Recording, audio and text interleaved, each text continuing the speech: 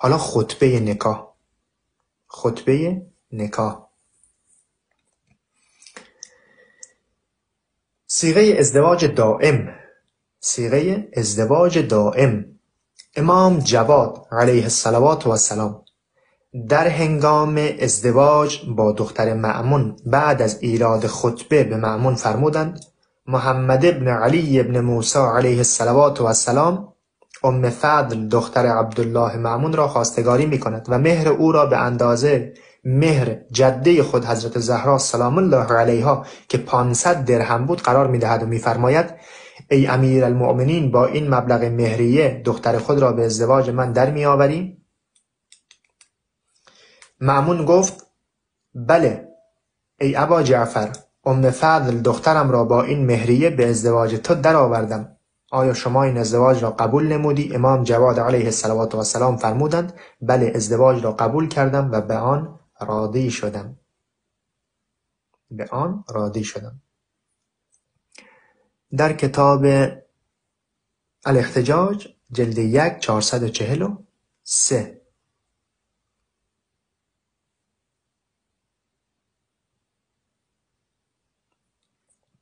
سایر احکام عقد. سایر احکام عقد. امام باقر علیه السلام فرمودند: زنی که صاحب اختیار خود باشد.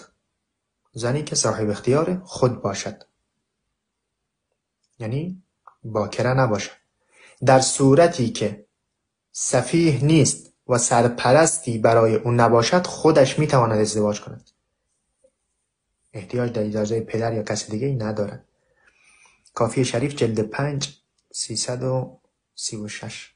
امام صادق علیه السلام فرمودند درباره مردی که میخواهد خواهرش را به ازدواج کسی دیگری درآورد. فرمودند: با او در میان بگذار و از خود او نظر بخواه. اگر سکوت کرد و خاموش ماند، پس سکوت به منزله اقرار اوست. سکوت علامت رضاست یعنی. و چنانچه امتناع ورزید، پس تزویجش نکنید. فردی برای خواهرش خواستگار آمده بود. امام صادق علیه السلام فرمود: اینا با خود از او در میان بذار. اگر دیدی که او در این کار رضایت داره، انجام بده، اشکال نداره. ولی اگر دوست نداشت و فرد را یا ازدواج، نباید مجبورش کنی که ازدواج کنه. نباید در ازدواج از مرد ترش بیاری. و اگر درخواست کرد که مرا به همسری فلان شخص درآور، وی را به همان شخص تزویج کند. یعنی اگر از سمت دختر درخواستی بود که بله میخوام در ازدواج فلانی در بیام، میخوام خواستگاری که هستن از جانب مرد هستن، از جانب مرد هستن، ولی در ابراز عشق و علاقه نه، میبینیم که از جانب زن هم هستن. و اگر درخواست کرد که مرا به همسری فلان شخص درآور، وی را به همان شخص تزویج کند. و دختر یتیمی که تحت سرپرستی کسی است، نباید او را به زوجیت کسی درآورد مگر با اذن و اجازه خود او. خب در کتاب من لا یحصره الفقیه جلد 3 260. عبدالخالق کوفی گوید از امام صادق علیه السلام پرسیدم: آیا زن بیوه میتواند بدون اجازه از پدر شوهر اختیار کند؟ فرمودند: خود اختیار خیش را بیش از دیگران دارد و هر کس که هم کف و همانند باشد میتواند به شوهری خود انتخاب نماید. البته میبایست شوهری داشته و با طلاق یا مرگ از هم جدا شده باشند. من لا یحصره الفقیه جلد 3 260. امام باقر علیه السلام فرمود: جز پدر دختر کسی نمیتواند ازدواج را باطل کند. به جز پدر دختر کسی دیگه ای نمیتواند ازدواج باطل کند. کافی شریف شیخ کلینی رضوان الله تعالی علیه جلد 5 صفحه 237. امام کاظم علیه السلام فرمودند: سکوت دختر نشانه رضایت اوست، دختر باکره، و زن بیوه اختیار با خود اوست. اختیار با خود اوست. کافی شریف جلد 5 238.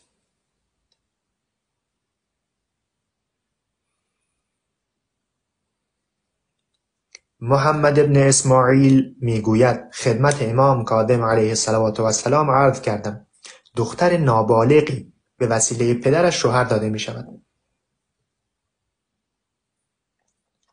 و بعد پدر می میرد در حالی که دختر هنوز بالغ نشده است.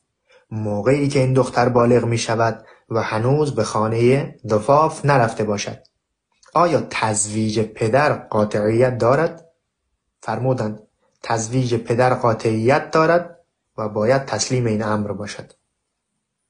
کافیه شریف جلد 5 238.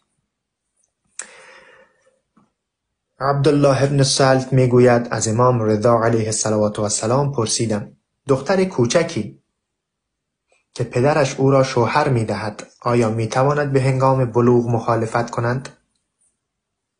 فرمودند نه، دختر با وجود پدر اختیاری ندارد. ابن ابی یعفور میگوید امام صادق علیه السلام فرمودند دختران باکره را که پدرشان در قید حیاتند بدون اذن پدر به همسری اختیار مکن. کافیه شریف جلد 5 237.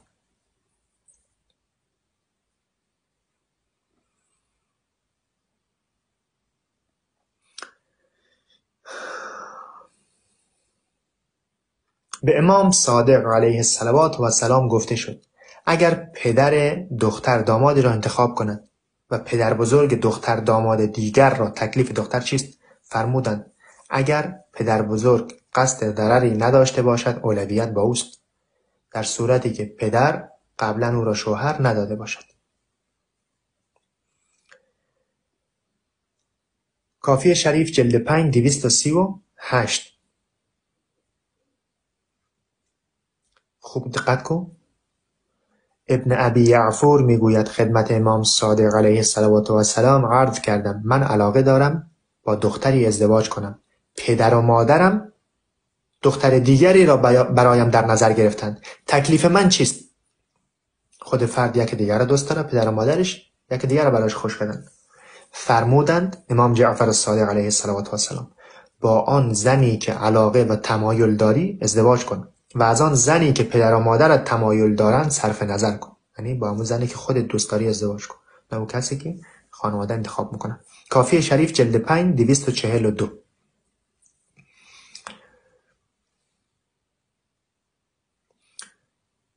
هشام ابن ابراهیم میگوید به امام رضا علیه السلام عرض کردم مردی زنی را خواستگاری میکند، به مزاح و شوخی وی را بر خود عقد مینماید و زن با وی مزاح میکند و از زن میپرسند در تو به عقد او در آمدی؟ میگوید آری. فرمودند چیزی نیست و با مداح و بدون قصد عقد واقع نخواهد شد. عرض کردم با آن زن مرد دیگری میتواند ازدواج کند؟ فرمودند آری. یعنی در شوخی کارا انجام نمیشه، باطله. من لا یحصره الفقیه جلد 3 278.